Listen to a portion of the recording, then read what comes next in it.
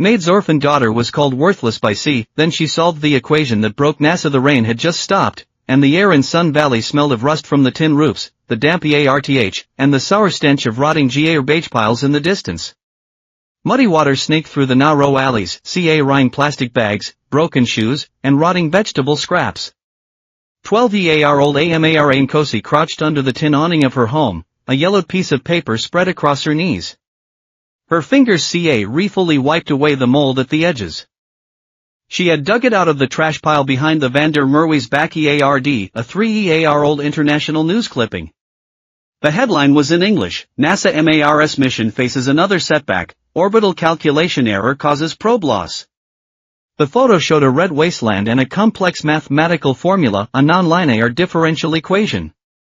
Amara couldn't read the headline, but she recognized the symbols. Integral, del, theta. They looked like the dancing notes in her father's notebooks. She remembered her mother saying that her father had once been the only teacher in Lesotho who could solve the three-body problem. But now, she was just a maid's daughter in the poorest slum of Cape Town, without even a pair of intact shoes. Yesterday's incident stuck in her heart like a thorn. Her mother, Lillian, had a fever of 39 degrees, shivering in their tin shack. Amara had secretly put on her mother's faded maid uniform and gone to work at the Van der Merwe's in her place. She thought if she could just get through one day, her mother would recover. But as she ride coffee into the study, her hand slipped.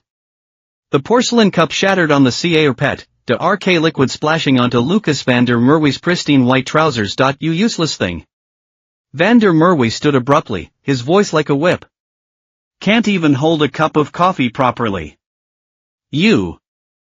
And your mother, born to sweep floors your whole lives. Amara kept her head down, fingers digging into her palms. Sorry, sir, I'll clean it up. Clean it, you think you can, he sneered, turning to his guests, well-dressed mining executives. Look at this, Africa's labor force. Ignorant, clumsy, can't even handle basic training. They're born from dirt, never meant to touch the stars. The guests laughed. Someone added, exactly. Be grateful we feed them. What else could they possibly understand? Amara didn't cry. She knelt, scrubbing the carpet with a rag until her knuckles turned red. She heard her own heartbeat, drumming between dirt and stars. Late that night, her mother muttered in her sleep, Samuel, don't let them burn your notes. Amara quietly lifted the mattress and pulled out a worn notebook wrapped in oiled paper, her father Samuel Nkosi's legacy. The pages were brittle, edges curled, filled with formulas and notes in Zulu. On the last page was a strange set of symbols, like star tracks or cracks in the EARTH. Beside it, it read, Blackstone conjecture, when Western models fail, the answer is in the wind, the sand, in our ancestors' eyes. She didn't understand the Blackstone conjecture, but she knew this was why her father had been sent to Robben Island. Officially, it was for inciting rebellion. In truth, it was because his math proved the government had lied about diamond reserves by 40%, angering the mining cartels tied to the Van der Merwe's. Rain tapped on the tin roof again, like tiny drumbeats. Amara spread out the NASA clipping, grabbed a stub of pencil, and drew axes in the mud. She read it to her father's notes, trying to understand the equation that had jailed him and doomed NASA's mission. Then she froze. NASA's model assumed uniform magnetic disturbances when MARS orbit crossed the South Atlantic anomaly, SA. But her father's notes kept mentioning a variable z-factor, a magnetic pulse from deep in Africa, matching the EARTH tremors in the ancient STAR maps of the Sand People. They missed Z. AMARS HERT raced. Just like they ignored Dad's groundwater model. They think Africa is just a dot on the map, but it's alive. She grabbed a broken brick and scribbled furiously in the mud. Rain washed the formulas away, so she shielded them with her body, rewriting with her fingers. She remembered her father's words, math isn't owned by the West. Zulu herders navigate by stars, Masai warriors measure distance with their strides. We've always been calculating, just no one listened. By dawn, the rain stopped. Sunlight pierced the clouds, lighting her muddy hands. The equation NASA called unsolvable now had a correction term, delta z equals k sin, omega t plus phi. Came from Cape Town's iron ore density, matched the rain rhythm and sand drumming, and was the initial phase her father had CA vet on Robben Island's walls. She didn't know if it was right, but she knew this was African math. Just then, the tin door creaked open. Her mother, Lillian, leaned against the frame, pale but with a strange light in her eyes. What are you calculating?" she whispered. "Mama," Amara looked up, TRS in her eyes but smiling, "I'm figuring out why NASA's satellite crashed on Mars." Lillian stumbled forward, kneeling, her trembling hands tracing the mud-stained equations. Suddenly, she wept. "Your father." His last words were this. He said, "The variables they don't see, that's the truth." Mother and daughter clung to each other in the morning light, the equations in the mud like a path to the stars. Meanwhile, van der Merwe sat in his Hilltop Mansion office, watching NASA's failure report on the news. He smirked. Idiot scientists. Can't even get the basics right. He didn't know that beneath his feet, on the land he called dirt, the girl he'd humiliated had just written the first equation that could shake the world. She wasn't solving NASA's problem. She was rewriting the rules, rooting from the dirt, reaching for the stars. The morning light cut through the cracks in the tin roof, falling on Amara's mud-streaked hands. Ruefully, she rewrapped her father's notebook in oiled paper and tucked it back beneath the mattress. The notebook was pitifully thin, just 30-some pages, yellowed and nibbled at the edges by rats, but each page felt like a heavy chunk of ore, hiding truths she'd never known. Her mother, Lillian, leaned against the bed, still pale but more alert than the night before. She watched Amara, her voice soft as the wind. How did you learn to read those symbols?" "I taught myself." Amara kept her eyes down, afraid to meet her mother's gaze. "I used scrap paper you brought home to memorize multiplication tables. I arranged beans in the kitchen to solve equations. I sneaked peeks at books in the van der Merwe's house." Lillian didn't scold her. She just sighed, a sound so heavy at ca right things Amara couldn't decipher, like wind over dry grass or rain in an empty valley. "Your father," she finally said, fingers absently tracing a patch on the bedsheet, "he didn't die in a mining accident." Amara's head snapped up. "He was taken to Robben Island." Lillian's voice was quiet, but it struck like thunder. "Because he calculated something he wasn't supposed to." Slowly, she unraveled the buried story. Samuel Nkosi, born to a family of shepherds in the highlands of Lesotho. As a child, he could use stones and sticks to map the best grazing paths for sheep, predict rain from cloud thickness. The village elders said, "This boy's eyes see the shape of the wind." He won scholarships, became one of the few black students in Pretoria University's mathematics program. After graduation, he turned down a high-paying teaching job in Johannesburg and returned to a community school in Soweto to teach kids math. He said knowledge shouldn't just belong to the rich, Lillian murmured, ring out the window. He taught children to use math to calculate water bills, wages, whether the government's unemployment numbers were real. He studied groundwater models, trying to help villages predict droughts. Amara listened, spellbound.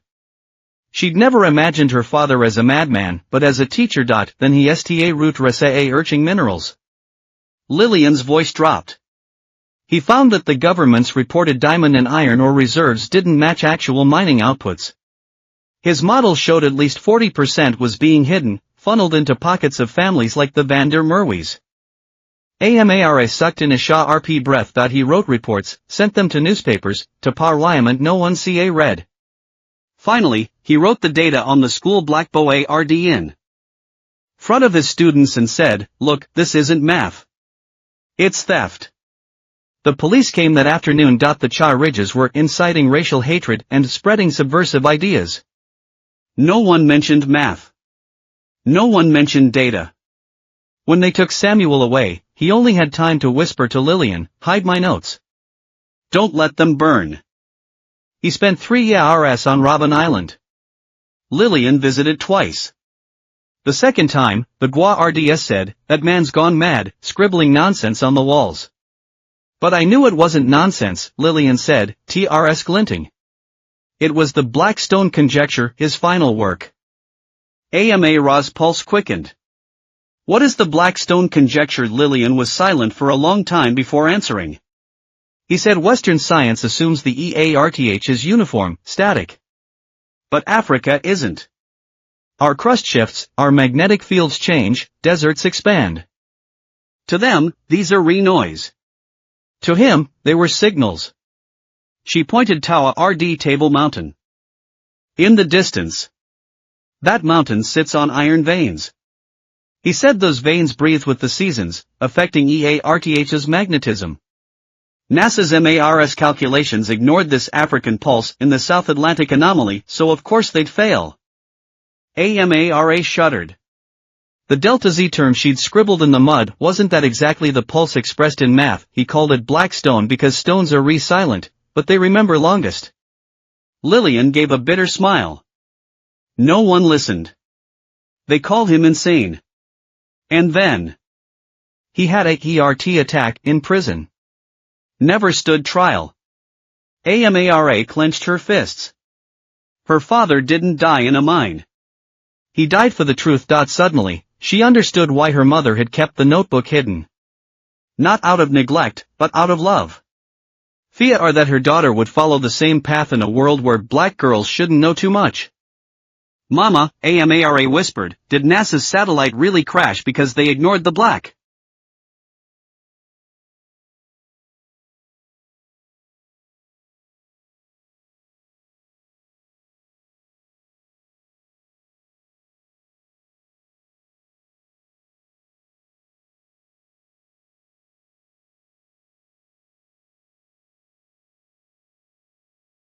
Stone Lillian's gaze was heavy. I don't know. But if you figured it out, don't tell anyone. The Van der Merwe's don't tolerate threats. But AMARA couldn't turn back now. That afternoon, she slipped into Sun Valley's only schoolhouse.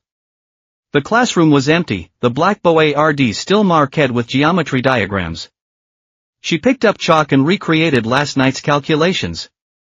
She drew MARS orbit, marked the SAA zone, added her father's Z-factor. She set omega using the 7-dog cycle from San Star maps, defined K with iron densities from Cape Town's geology reports, plugged in NASA's failure data. The result APA read, error reduced from 17.3% to 1.8%. Her HERTNEARLY stopped. Then the creak, the door opened. It was old Mrs. Band, the retired teacher who still came to organize books. AMARA she sta read at the Boa Road. Is this orbital mechanics? AMARA scrambled to erase it. Wait. Mrs. Band hurried 4-way RD, squinting. Good heavens.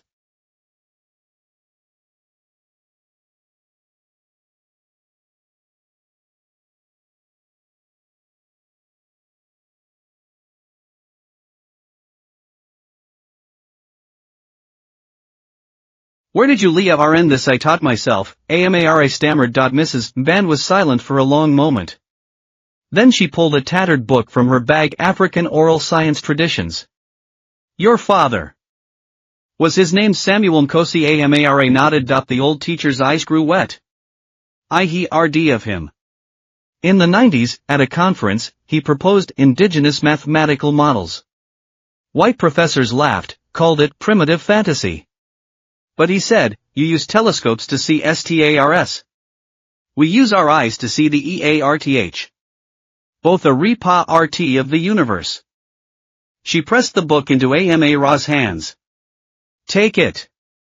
This has Masai STAR navigation, Yoruba rain prediction geometry. They call it superstition, but I think it's kin to what's on your Boa Road. AMARA held the book like it was burning. She was rooting to understand. Her father's black stone conjecture wasn't alone. It was RT of a chorus of African wisdom drowned out as folklore, herders navigating by stars. Farmers reading ants to predict rain, drummers encoding distances in rhythm. Knowledge never written in textbooks but alive in people's hands. That night, hidden behind their shack, AMARA scratched new equations onto scrap tin with charcoal. She translated Sandrum rhythms into frequency functions, turned the Zulu proverb "the wind knows where water goes" into fluid dynamics. Then engine growls. A black SUV rolled into Sun Valley, African STAR group emblazoned on its side. Van der Merwe CAR. AMARA ducked into shadows as two men in work clothes stepped out. They dumped stacks of old papers by the trash heap. Van der Merwe's Diske write files, including the NASA article she'd found yesterday. A match flickered. Flames swallowed the pages, curling them black. Amara's chest tightened. That was her only clue, but she didn't run out. She remembered her mother's words, "Don't let them burn the notes." She watched silently as embers spiraled.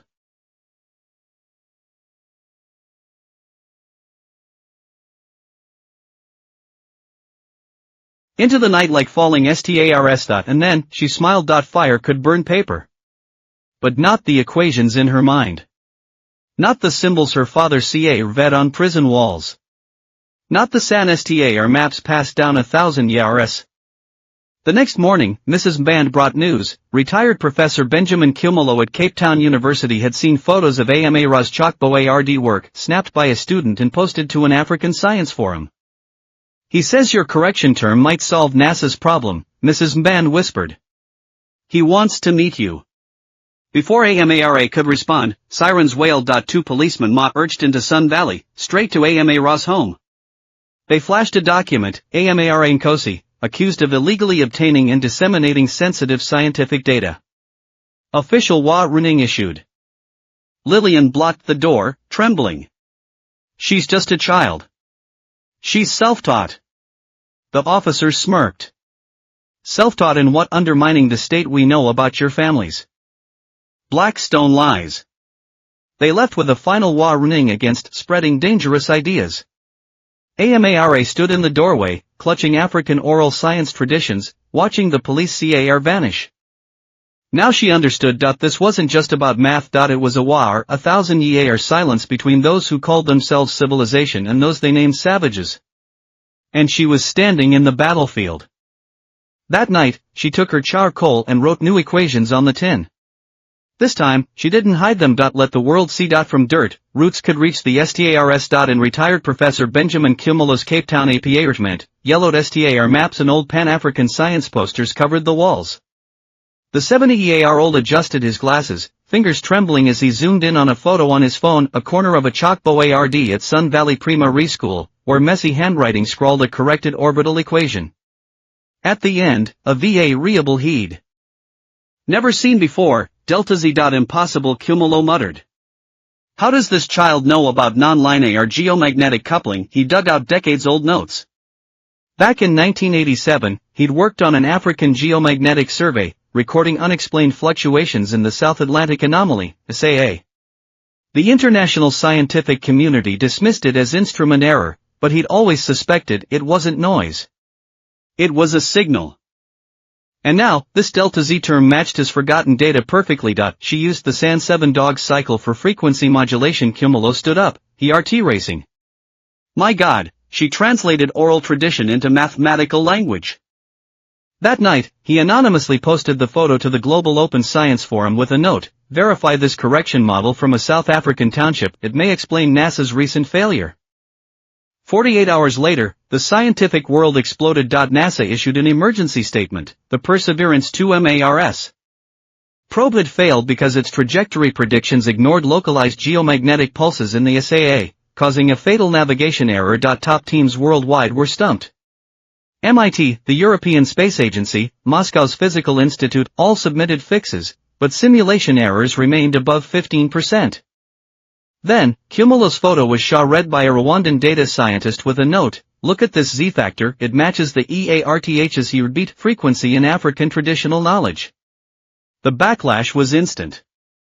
Mainstream scientists scoffed, ridiculous. A township girl's doodle can't solve NASA's problem. But others tested it.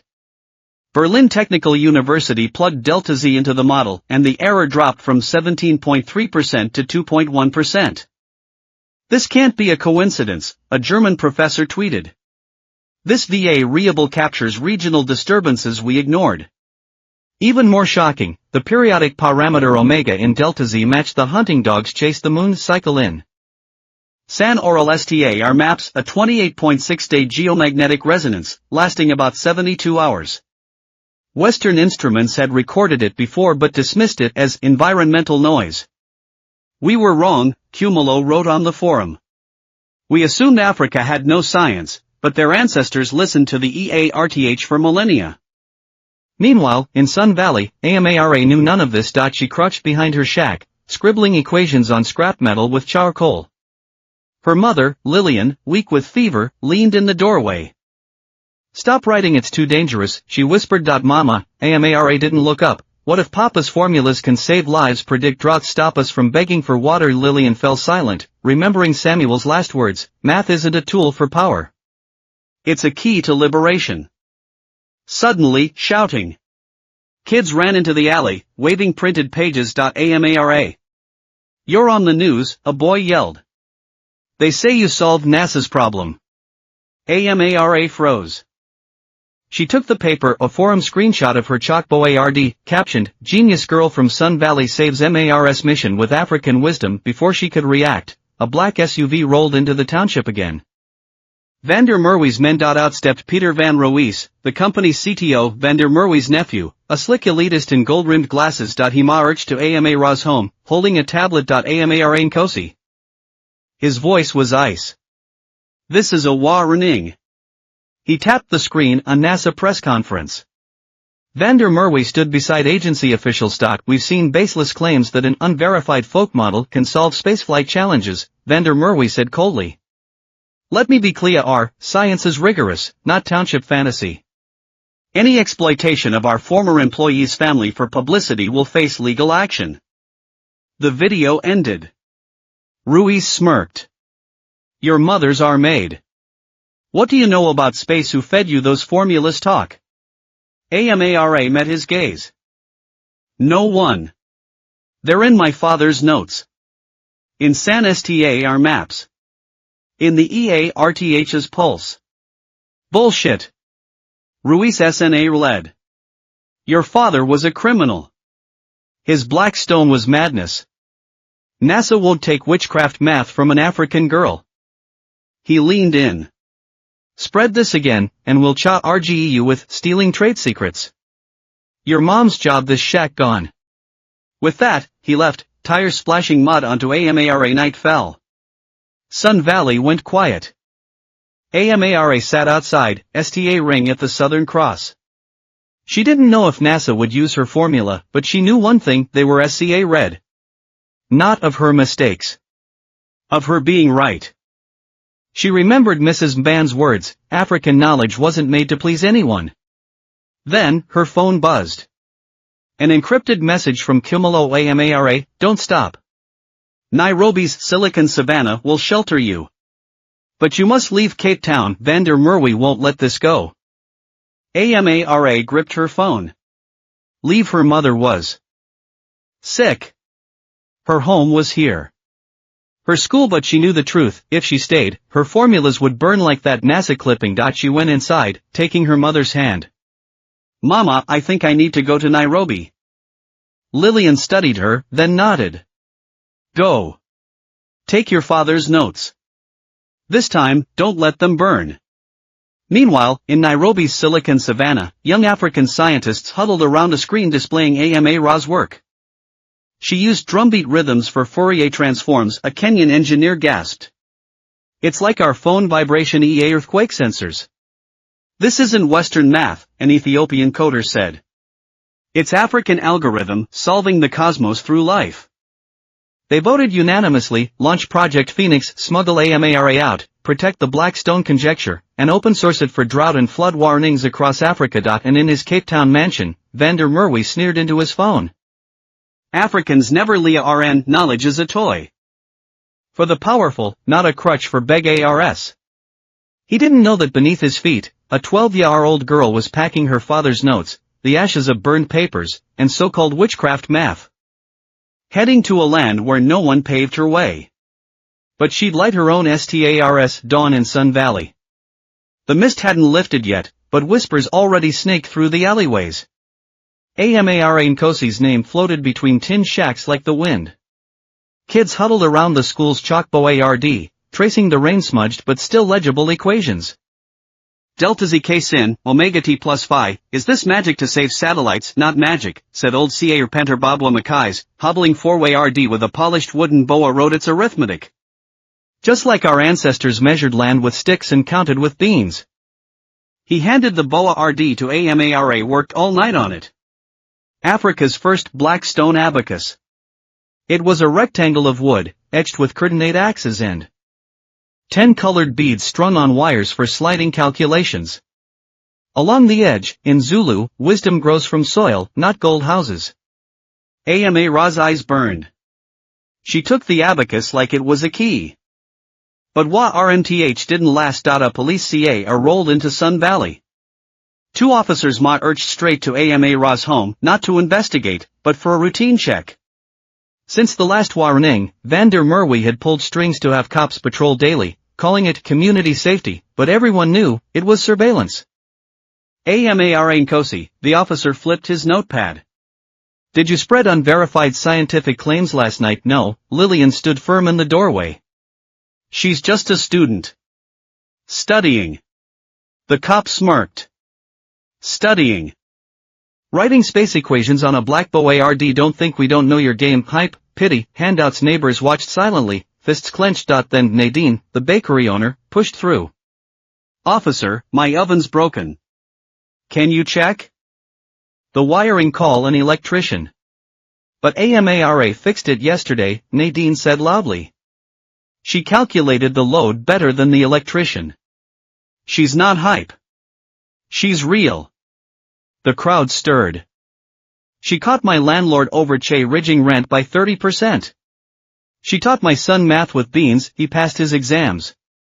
She predicted the well would dry. We stored water, saved our family. The cops scowled, but before they could speak, Nadine turned and switched on her shop's light, a dim energy bulb cutting through the mist like a fallen star. Light began to spread. Old Mackay's gathered craftsmen. From scrap metal and solar panels, they built a study shed at the alley's mouth, ridging by day, glowing by night, holding his abacus and old textbooks. Our children shouldn't read in darkness, he said. Graffiti crew Savannah voices painted a mural overnight, a black girl with chalk, MARS, satellites, and San Star maps swirling behind her. Below, in English and Zulu, her equations, our future. Kids formed a study gua RD, circling Amara's home after school to block strangers. We're not beg ARS, a 10-year-old told reporters. We just want the world to know Amara is our daughter. Ubuntu awakened. Ubuntu Zulu 4 I am because we are. In African tradition, no achievement is solo. A child's brilliance is a mother's pride, a youth's triumph is a village's wealth. When Van der Merwe called Amara dirt, Sun Valley said, we are the soil. We grow stars. Mrs. Ban Sta Rude Night School, teaching women to read and calculate. Pointing at Delta Z on the boa RD, she said, this isn't just math. It's resistance against those who call us ignorant. A cleaner, once cheated on wages, wept, so we're not stupid, just never taught to fight back. But Van der Merwe struck her rider. He cut Lillian's medical aid, denying her fever medicine. He spread rumors that Amara stole white scientists' notes, even hired trolls to paint her as a Western pawn. The worst blow came from the education department. A notice, Sun Valley Primary was suspended for unapproved curriculum. The chalk boa RD equations were painted over. Amara stood before the whitewashed boa RD, fingers tracing faint chalk ghosts beneath. She didn't cry. They can cover words, she whispered. But not my thoughts. The break came on the third night. Kumalo messaged, Nairobi's ready. A Rwandan engineer will pose as a tourist guide tomorrow. Get you to Kenya. But bring all your work, he stressed. Leave no originals. Amara knew what that meant. Goodbye. She packed, her father's notebook, charcoal SMA red metal sheets, Mackay's abacus, photos of Nadine's study light, each a piece of Sun Valley. Late that night, she sat in the study shed one last time, scribbling final equations on slate. Then engines ROA red. 3 black SUVs rolled in, headlights.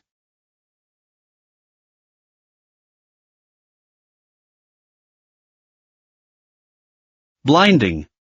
Van Ruiz stepped out with 2 Cultural Inspection Bureau suits. Under the Science Security Act, Van Ruiz announced, unregistered RCH is illegal. We're confiscating unauthorized teaching tools. He pointed at the abacus, slate, chalk. This is community property. Mackay's blocked the shed. You can't take it. Move, old man, Van Ruiz sneered. Or we arrest you for obstruction. Then, lights went out. Not just the shed. The whole alley. One by one, every bulb, every lamp switched off. Darkness fell. Then, fire rose. From windows, candles, oil lamps, phone flashlights bloomed. A river of light poured onto the muddy path, illuminating the shed. Amara stood in the center, her slate glowing. Van Ruiz froze. He'd never seen resistance like this, no shouts, no violence, just silent light in the girl and its ERT. What is this? His voice wavered. We're learning, Nadine said, candlelight on her face. Africans have a right to truth. After 10 minutes, the inspectors left, their headlights pathetic in the light river. Night deepened. Amara packed her slate. Mackay's pressed the abacus into her hands. Take it. Show the world African wisdom isn't just in labs, it's in our hands. Nadine hugged her. Remember, no matter how far you go, Sun Valley's lights stay on for you. Amara looked back one last time. Tin shacks, mud lanes, a broken school, no skyscrapers, no power grids, none of civilization's shine. But there were people. People who believed in her. People who lit lamps for her. People who'd stand against power for one equation. She finally understood she wasn't fighting alone. As the train pulled away, dawn light spilled through the window. Amara touched her father's notebook. Ahead lay the unknown, stronger enemies, betrayals, dangers. But she wasn't afraid anymore. Because her roots ran deep in this so-called dirt. And from dirt, stars rise. The train cut through the darkness. Amara curled up in the corner of the HRD seat, clutching an oilcloth bundle, her father's notebook, charcoal-scribbled metal sheets, Mackay's black stone abacus, and the last piece of cornbread Nadine had shoved into her hands. Outside, Cape Town's lights faded like embers scattered by the wind. She didn't dare sleep. At every stop, she jerked awake, scanning for Van der Merwe's black-suited Gua RDS Kimolo's encrypted message echoed in her mind, trust no one. Don't open the notebook until Nairobi. She checked her phone. A new message, Isabel Mukangi, the Rwandan engineer, had landed in Cape Town, posing as a tour guide to extract her. But the signal flickered. The last GPS ping showed Midway Station, Maputo border. Her stomach tightened. 6 hours later, the train slowed at the Mozambique border. As she stepped off, a woman in a beige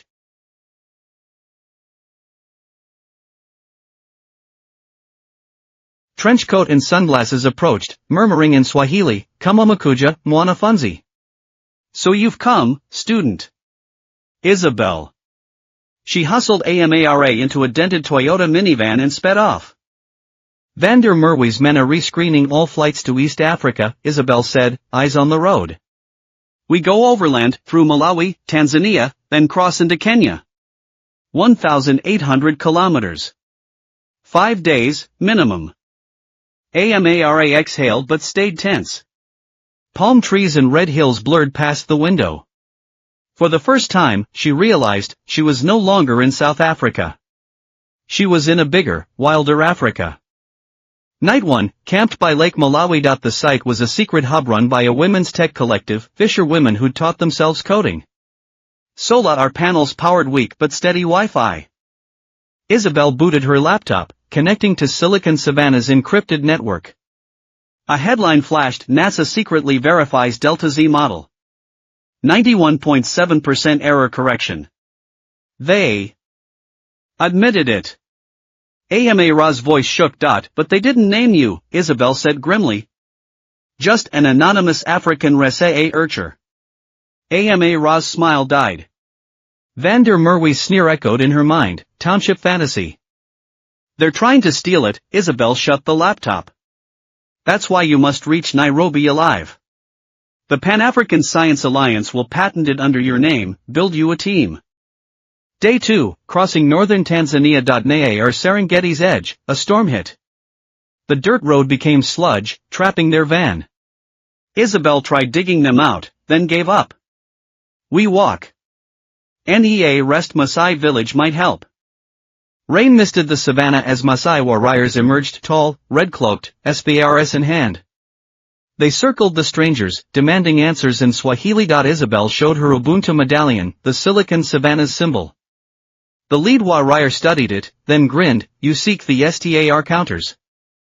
He led them to a hut where an elder traced rain prediction geometries in sand ARCS and rays mirroring the Yoruba sand algorithms from Mrs. Mban's book. "We call it Nye's Eye," the elder said. "Maasai use it to read clouds, wind, migrations." "Your Delta Z is the same, a language of the EARTH. AMARA froze. She'd thought the Black Stone conjecture was her father's lone fight. Now she saw, all of Africa was speaking the same math, in different dialects. When the rain stopped, the Maasai yanked their van free with oxen, gifted them jerky, and sketched a safe route map. "Remember," the warrior said, "true knowledge isn't hidden in tall buildings. It's written on the roads we walk." Night 4, NEA are the Kenyan border. An abandoned weather station. Isabel finally let AMARA open her father's notebook. Under a dim headlamp, AMARA read and gasped. Samuel's work went deeper than she'd dreamed. The Black Stone conjecture wasn't just orbital math. It was a framework for African science, Zulu proverbs, the wind knows where water goes, modeling fluid dynamics, SAN-STAR cycles, recalibrating geomagnetic waves, Maasai grazing paths optimized into resource algorithms. On the last page, Samuel had written, "When Western models fail, the answer is in the wind, the sand, our ancestors' eyes." This isn't replacement. It's completion. TARS rolled down AMARA's face. She finally understood, her father wasn't fighting Western science. He was reclaiming stolen voices. Then engines ROA read. 2 UNMA Arcade SUVs BA Rel Tawa RD them, headlights like predator eyes. Vander Merwe. Isabel killed the lights. Up the tower, now. They scaled the rusted weather spire. Below, men fanned out, radios crackling. TA get likely in this sector. Boss wants her dead or alive. That formula can't reach Silicon Savannah. AMARA clutched the notebook, its pages fluttering like a HERT refusing to stop. After 30 minutes, the hunters left. "They won't quit," Isabel breathed. "But we're close." Dawn, day 5, Kenyan border post. Sunlight glinted on a blue-on-white sign, Ka Ribu Kenya. Welcome to Kenya. Beyond it stood a shipping container tech hub, the Pan-African Science Alliance flag flying, green, gold, red, cradling an STAR. "Welcome to New Dawn Station," Isabel smiled. Sanctuary for Africa's STEM girls. Inside, young scientists waited, Rwandan AI coders, Nigerian bioengineers, Ghanaian quantum researchers. They didn't call her genius. They said, "Ka Ribu, Wanam Mweni Akili." Welcome, woman of wisdom. Dr. Aisha Ogundo, a Kenyan physicist with silver hair, took AMARA's hands. AMARA Nkosi, you brought more than equations. You brought a truth buried for 500 years. Africa was never ignorant. We were silenced. She led AMARA to the control room. A live feed showed NASA's press conference. An official stammered, "After verification, an African correction model may resolve SAA errors. We're re-evaluating its scientific merit." A reporter yelled, "Who's the researcher?" The official hesitated. Identity withheld for now. AMARA watched, calm. She knew, this war had just begun. Vander Merwe wanted her erased. NASA wanted to steal her work. The world wanted her anonymous. But she stood now in Africa's beating heart. Here, her name wouldn't be a footprint in dust. It would be a coordinate in the STARS. That night, New Dawn Station blazed with light. AMARA sat at her new workstation, typing her first code. The file name, Project Ubuntu Blackstone version 1.0. She whispered, "Father, I'm here. Now, let us speak." Dawn at New Dawn Station, Nairobi. Sunlight cut through bulletproof glass, spilling across AMARA's workstation. 3 screens glowed before her. Left, NASA's raw orbital data. Middle. Her handwritten Delta Z correction model. Right, a pulsing audio waveform. Isabel's recording of San Elder's EARTH drums. That's the ear-beat rhythm. Isabel pointed at the peaks. The San use it to track crustal tremors before droughts. Every 28.6 days, lasting 72 hours, exactly like the Z-factor in your father's notes. AMARASTA read at the waves, fingers hovering over the Kiboe road. She was translating the Blackstone conjecture into executable code. But one problem remained: how do you teach a computer to hear science in drumbeats? Western models use Fourier transforms, Kenyan data scientist Tabitha said. But those assume smooth, continuous signals. SAA's pulses are re-jagged, rhythmic, like drumming. AMARA flashed back to the Maasai elders' sand drawings. They don't use coordinates. They use paths and nodes. She looked up. What if we treat the drum patterns as a geomagnetic function? Silence. The idea was too primitive. No one used tribal rhythms for orbital math. But Dr. Aisha Ogundo chuckled. Try it. NASA's advanced models already crashed to satellite. 3 days later, breakthrough. AMARA dissected the sand drum language into basebeats. Long boom equals stable geomagnetism. Short tap equals weak pulse. Rest equals energy buildup. A sequence like perfectly matched SAA's rise peak fall cycle. This isn't music, she told the team, electrified. It's the EARTH's Morse code. She converted rhythms into math sequences, embedding them into Delta Z as a new function. Delta Z, T, equals KR, T. Where R, T, equals drum response function. Simulation ran. Error dropped from 2.1% to 0.8%. The lab erupted. Tabitha hugged her. You just turned superstition into code. But AMARA wasn't done. Her father's wah running echoed. Z-factor changes. The EARTH breathes, so must the model. She needed real-time data. Deep in Silicon Savannah's campus lay Africa's La Regis Citizen Science Network, Senegalese fishers logging tide anomalies via app, Sahara herders reporting sandstorms via satellite phones. Congo rangers monitoring crustal shifts with sensors. This flood of grassroots data poured into New Dawn's servers hourly. AMARA plugged her drum algorithm into the network. When a geomagnetic pulse hit West Africa, the system auto-matched it to the closest drum pattern, dynamically adjusting Delta Z. It's Leah Renning. Tabitha gasped. Like a San Elder hearing rain in drums, our model listens to the EARTH. Then, NASA's invitation arrived. Thick envelope. Gold embossed logo. The letter was curt. Ms. AMARA Nkosi, we invite you to join the MARS Revival Project. Your corrections show promise. Terms, immediate relocation. All IP to NASA. NDA required. Attached, first-class ticket.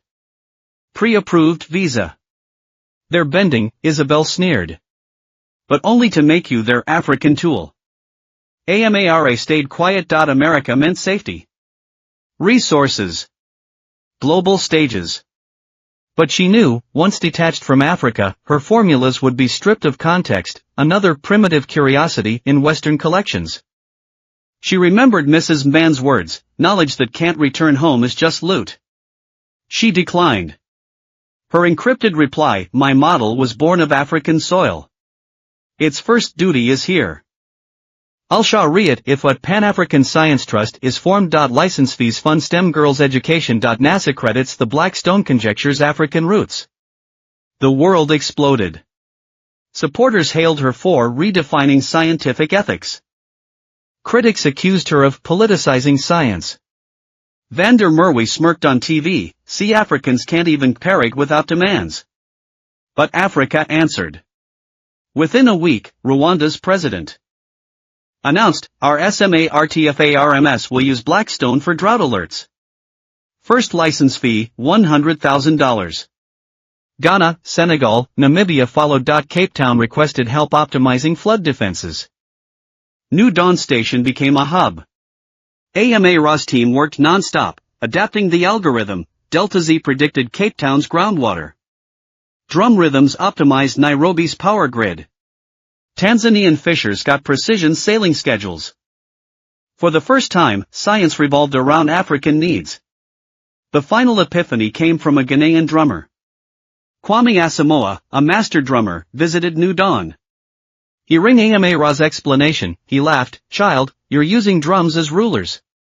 Drums a re-messengers." He played a complex rhythm, "Here this rain is coming." Long booms a re-clouds. Short taps a re-wind. Rests a re-waiting. He taught her semantic rhythms, each combo encoding natural phenomena. AMA Ra's mind blasted open. She rebuilt the algorithm, not treating drumbeats as data but as a language to comprehend. The new version debuted just in time, predicting a Kenyan landslide 48 hours EARLY, saving a village. Dr. Aisha wept reviewing the logs. "We're not copying Western science. We're birthing African science." Late night. Lab empty. AMARA opened her father's notebook to the last page. Samuel's handwriting. When Western models fail, the answer is in the wind, the sand, our ancestors' eyes. She tapped her screen. Blackstone version 3.0 booted up. A global map app read, Africa glittering with light, villages, cities, sensors feeding the system, learning from it. She typed her log today, our code learned drums. Tomorrow, it'll read proverbs, decode star maps, feel the EARTH's breath. Van der Merwe calls us dirt. But dirt holds the oldest star dust. And we re coming home. Outside, Nairobi sky blazed clear. The Southern Cross hung low, like an eye watching the land. Emergency summit of the Pan-African Science Alliance, Accra, Ghana. Under the dome of the conference hall, science ministers, tech advisors, and elders of traditional knowledge from 50 nations sat in a tense circle. The air was thick, like the grasslands before a storm. Only one topic: how to respond to NASA's global pressure over AMARA Nkosi's Blackstone algorithm. The Ghanaian delegate spoke first. NASA has offered us 10 free satellites for African telecom networks if we hand over the full model. His eyes gleamed. This is a once-in-a-millennium opportunity. The Nigerian delegate scoffed, at what cost the algorithm becomes theirs. AMARA becomes a NASA employee, no, a hostage. The Rwandan rep raised a document, we've used Blackstone to predict 3 droughts, saving 20,000 lives. We'll pay licensing fees, but the tech stays in Africa. Arguments exploded. Locking ourselves away will leave us behind again, the South African delegate shouted. Openness isn't surrender. A Senegalese elder traced symbols in a sand tray. This algorithm is built on sand drumming, Masai star maps. If we let them rename it, our children won't even know where it came from. All eyes turned to AMARA, sitting quietly in the corner, her father's notebook open on her lap. When she stood, the room fell silent. Honored elders, her voice rang clear, I didn't escape Sun Valley just to auction Blackstone to the highest bidder. I wanted to be Africa's shield, not a BA gaining chip. She pulled up a map on her tablet. Red dots equals villages using the algorithm. Blue lines equals predicted water sources. A single STAR equals the Mbuji Initiative, Africa's own MARS satellite project. I propose, open source the core algorithm. Create a Pan-African Science Trust. Any nation, including NASA, that uses it pays a 0.5% licensing fee. Every cent funds STEM education for African girls. Ridiculous. The Egyptian delegate slammed the table. Science has no borders. Why restrict it? Because 500 years of looting had borders.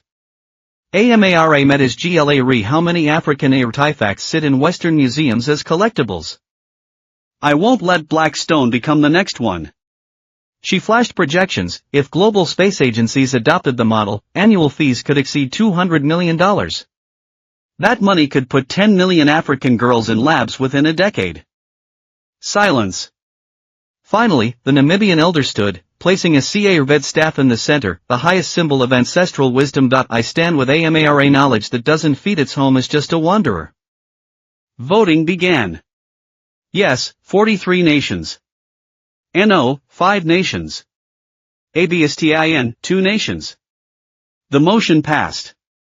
The Pan-African Science Trust was born. AMARA became chief scientific advisor. That night, she stood on a cross shoreline, salt wind in her face. Her phone buzzed, NASA's response, terms accepted. Ready to collaborate. She didn't cheer. She knew, the real battle was just beginning. But for now, Africa had stepped onto the global science stage, playing by its own rules. 2 years later, Sun Valley on the outskirts of Cape Town was no longer the place it used to be. The tin shacks were still there, but now solar panels dotted the roofs, paved stone steps helped with flooding, and an abandoned classroom had become the Blackstone Community Tech Hub. A huge photo of AMARA hung on the wall, with Zulu words beneath it, our daughter who touched the stars. Inside, old Mackay's taught kids equations using 3D printed Blackstone abacuses. Nadine's bakery had upgraded to a digital kitchen, using algorithms to save energy. Even the cops who once chased AMARA away now came to Leah RN Basic Coding all. Thanks to a citizen science app developed by New Dawn Station, helping locals monitor water quality and predict floods. The real game changer was the Eye of the EARTH system, a low-cost climate forecast network built on AMARA's Blackstone algorithm. It used sand-drone rhythms to read geomagnetic pulses and MASISTAR maps to track clouds, all at less than 1% the cost of NASA's systems. But now, a real storm was coming. Weather alert red, Tropical Cyclone Isha heading Tawa RD Cape Town. Landfall in 12 hours. Expect historic rainfall and floods. The city panicked.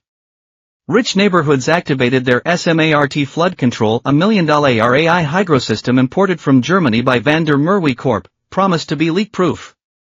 But in Sun Valley, things were calm. AMARA stood on the tech hub's roof, tablet in hand, studying that Eye of the EARTH forecast. It showed the storm hitting the northern ridges in 3 hours, triggering landslides right into the valley. We still have time, she told Mrs. Band. Sound the drum alert. The warning went out 3 ways: app alerts in Zulu, Swahili, and English. Community speakers playing sand danger avoidance drum patterns. Kids on bikes shouting evacuation orders through the streets. People moved fast. Elders were moved to higher ground, supplies hauled upstairs, sandbags stacked. Nadine shut her bakery EARLY and fired up the generator to power the tech hub. A government official showed up, scoffing. You're overreacting. The German model predicts only 50 millimeters of rain, mostly NEA or the port. You're safe here. AMARA shook her head. The eye detects magnetic anomalies. The hills are re-saturated. Even 50 millimeters could collapse them. The official laughed coldly. A township app challenging international authorities. Stop causing panic. He turned to leave. If anything happens, it's on you. 3 hours later. The rain came. At first, it was light. In Van der Merwe's hilltop mansion, guests clinked glasses. See, the German model was right. False a la RM.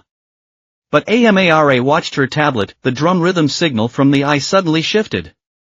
The ancient pattern for landslide imminent. Now. Final evacuation. She ran into the rain, banging on doors. Then a deep rumble from the northern hills. Mud, rocks, and shattered trees crashed down, swallowing the low-lying alleys. Floodwater swept debris. Tawa RD homes where some hadn't left yet. Help! Voices were drowned out by the storm. AMARA grabbed her walkie-talkie. Plan B. Lights, now. Suddenly, Sun Valley blazed with light. The tech hub spotlight aimed at the landslide. Nadine's bakery lights formed a guiding path. Flashlights and phone torches from homes lit an escape route. Mackay's led the youth rescue team, building bridges with reinforced ladders. Kids passed sandbags. Women calmed the frightened elderly. Though I kept updating, mudflow slowing, main surge passing safe. When the last family was pulled out, the rain eased. Sun Valley was damaged, but no one had died. Meanwhile, Van der Merwe's SMART flood control had failed completely. His mansion, built on what he thought was safe high ground, sat on a granite layer that resonated with the cyclone's infrasound, clogging the drains. The eye had predicted it, his German system hadn't. Flash floods rerouted, smashed into his villa's back wall.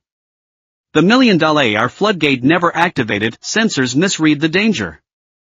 The basement flooded, ruining ART/CARS servers.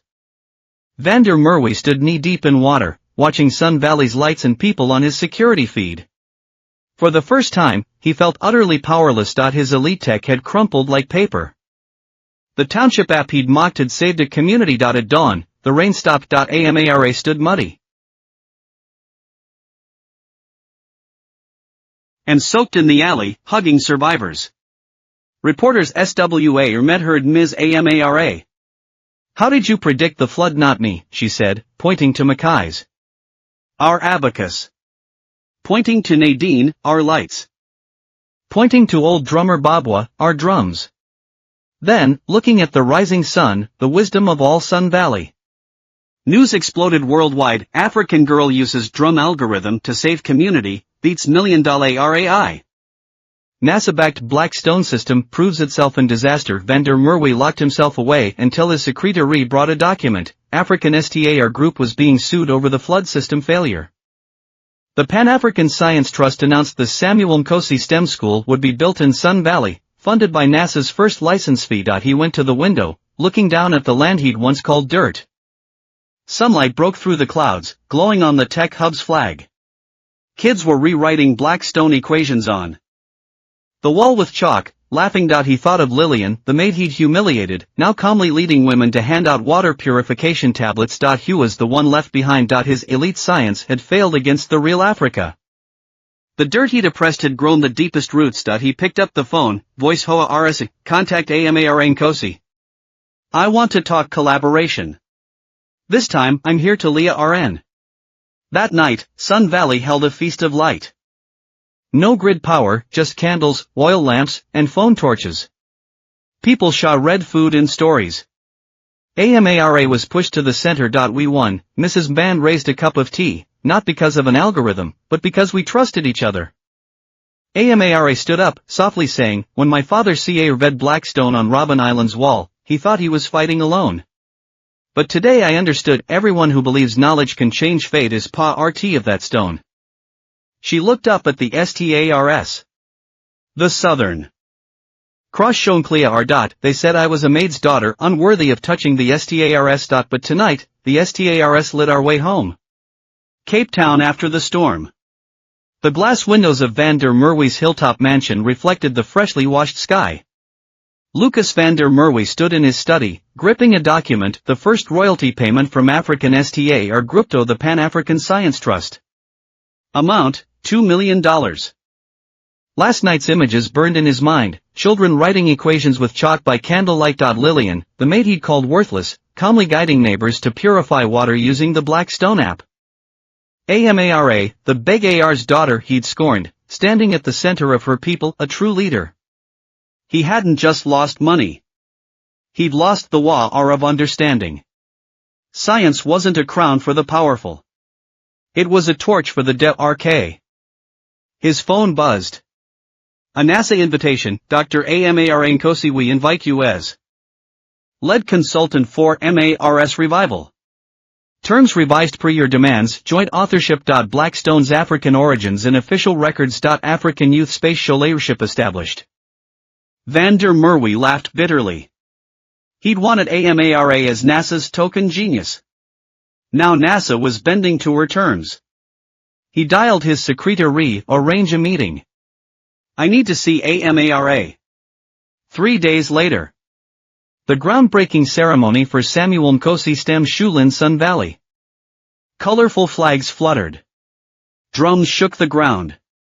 Amara stood beside a portrait of her father, shovel in hand. Below her, Mackay's, Nadine, old drummer Kwame, and hundreds of residents, eyes gleaming. The crowd fell silent when Van der Merwe arrived. No body guardias. No limo. Just a plain gray shirt. He walked to Amara and bowed deeply. Ms. Nkosi, his voice was rough.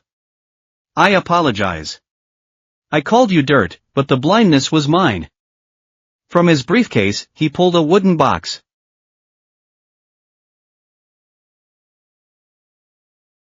"5% of African STAR's mining profits, minimum 50 million rand RLY, for 30 ARS. All to the trust, for African girls in STEM.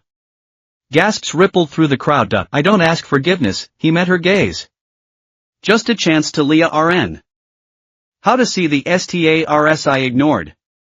AMARA studied him. She remembered her mother's hunched back scrubbing floors. Her father's equations scratched on prison walls. Her own fingers tracing formulas in mud, rain blurring the numbers. Mr. van der Merwe, she finally said, knowledge is an absolution. We'll take your money, but only if you publicly release 20 years of suppressed mining data. Let Blackstone audit it all. He froze. That meant exposing his family's deals with the government. Possible investigations. Ruined. I accept, he whispered. Truth should have been science's first foundation. Applause erupted. Not for surrender, but for the chance of reconciliation. After the ceremony, Van der Merwe lingered. He approached Lillian, the maid he'd once ordered around. He offered a contract, consultant for African STAR's community projects. 300,000 rand YRLY. Oversight on all spending. She didn't take it immediately. Finally realized cleaners see what you don't. Yes, he admitted. You weren't just sweeping floors. You were clearing dust from mines. She took the paper. I accept. Not for you. For Sun Valley's children. Nightfall. AMARA climbed onto the tech hub's roof. Her father's notebook lay open on her knees. She launched a video called NASA, ESA, China National Space Administration faces filled the screen. The MARS Revival Project, she announced, will have an African branch led by New Dawn Station. We're not just giving algorithms. We're designing orbits, building satellites, launching them. Blueprints unfurled, Mbugi, Swahili for Hope, Africa's first self-made orbital satellite. Van der Merwe watched from the shadows. The girl he'd once crushed underfoot was now negotiating with the world. At last, he understood, STARS never scorned dirt. Because in the beginning of the universe, they were the same light. 5 years later, Kakuma Space Center, Kenya. Dawn cracked over the horizon, lighting up a silver-white rocket standing tall against the red EARTH painted in the Pan-African colors, green, gold, and red. Its nose cone bore two names, Mbugi, Hope, and Samuel Nkosi. Inside Mission Control, AMARA Nkosi, now 19, sat at the command console in a traditional African-stitched uniform. Her eyes were calm, deep as still waters. Data streams flowed across her screens, orbit trajectories, fuel pressure, geomagnetic readings. At the HERT of the navigation system. Blackstone algorithm version 5.0, its Delta Z correction now a global aerospace standard road. T-10 minutes.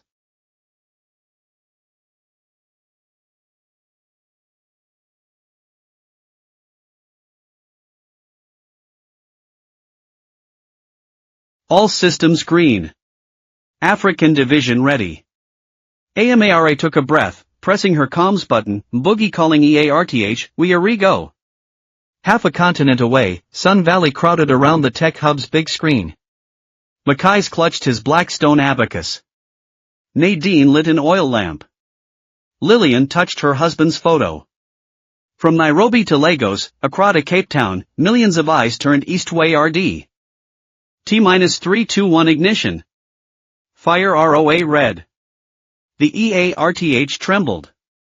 The rocket rose slow, then fierce, ripping through clouds. Tower RD the cosmos. Cheers erupted in Mission Control. Some knelt in prayer, others wept. AMARA didn't move. Her gaze locked onto the orbital map. Mbugi was entering the South Atlantic Anomaly, SAA. Once, this zone swallowed probes whole. Today, Blackstone algorithm would navigate it for the first time. Delta Z active compensating for geomagnetic disturbance, trajectory stable. Error margin, 0.3%. SAA traverse, success. The room exploded in applause. AMARA finally smiled. She switched to global broadcast, facing hundreds of millions of viewers. They told me I was a maid's daughter, unfit to touch the STARS, her voice rang clear. Today, I tell every person called dirt, the STARS never scorned the soil. We are all STAR dust from the same universe. She lifted her father's notebook, flipping to the last page. Samuel's handwriting filled the screen. When Western models fail, the answer is in the wind, the sand, our ancestors' eyes. Now, Amara whispered, it's our turn to speak. 3 months later. Boogie beamed back its first gift, a high-res map of Africa's entire surface. Using Blackstone algorithm, it now tracked droughts before they struck. Spotted poachers from orbit. Optimized crop cycles for small farmers. All data free for every African nation. Van der Merwe Group had rebranded as the African Sustainable.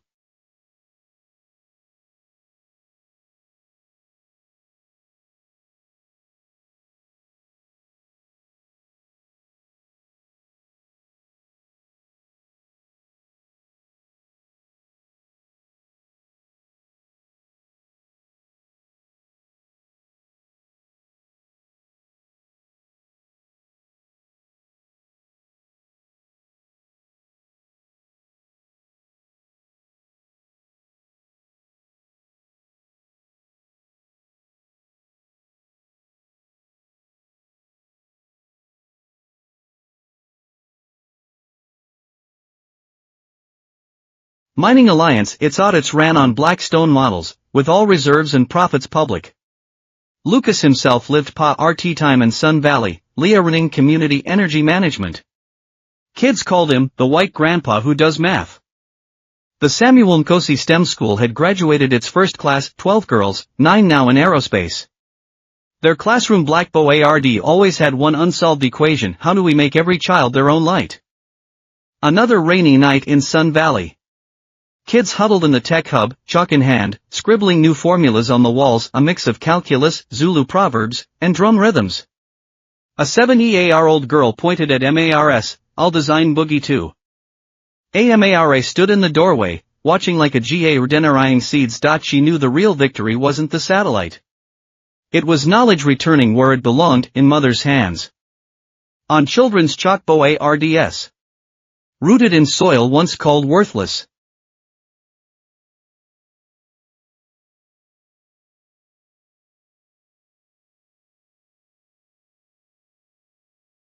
Wind swept the savannah, carrying distant drums. Not just beats and echo. A chorus of buried voices, finally singing as one, about dignity. About homecoming. About how stars and dirt were never apart.